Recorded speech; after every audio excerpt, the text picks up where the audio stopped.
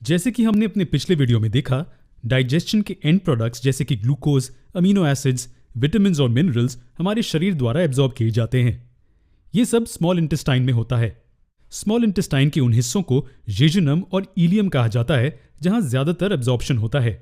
अगर आपको याद हो तो छोटे से उंगली जैसे प्रोजेक्शंस को वीलाई कहा जाता है, जो तेज एब्जॉर्प्शन के लिए सरफेस एरिया को बढ़ाते हैं।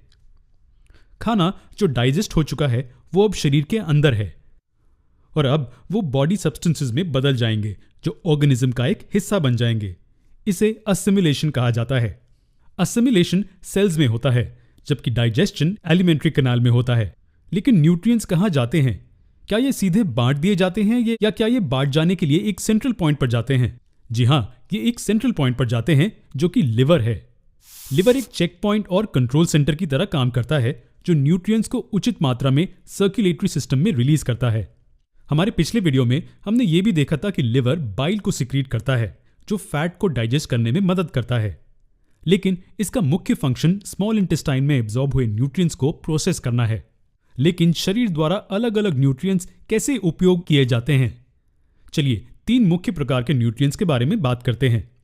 ग्लूकोज कार्बोहाइड्रेट्स के ब्रेकडाउन से बनते हैं, फैटी एसिड्स और ग्लिसरॉल फैट के ब्रेकडाउन से बनते हैं और अंत में अमीनो एसिड्स प्रोटीन्स के ब्रेकडाउन से बनते हैं।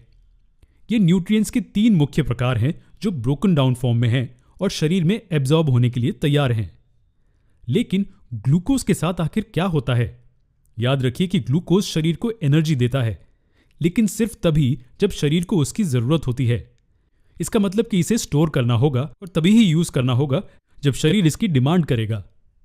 लेकिन क्या ग्लूकोज को स्टोर किया जा सकता है? जी नहीं, इसे ग्लूकोज के रूप में स्टोर नहीं किया जा सकता है। ग्लूकोज को इनसॉल्युबल ग्लाइकोजन में बदला जाता है जिसे एनर्जी रिजर्व के रूप में स्टोर किया जाता है। जी हां, लिवर ग्लूकोज को ग्लाइकोजन में बदलता है जो कि स्टोर किया जाता है।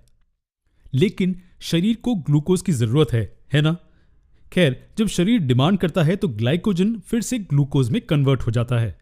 जी हां, ग्लूकोज को स्टोर किए जाने के लिए ग्लाइकोजन में बदल दिया जाता है और उचित समझे जाने पर वापस ग्लूकोज में बदल दिया जाता है और अधिक ग्लूकोज लिवर द्वारा फैट्स में बदल दिए जाते हैं जो एडिपोज टिश्यू में स्टोर किए जाते हैं।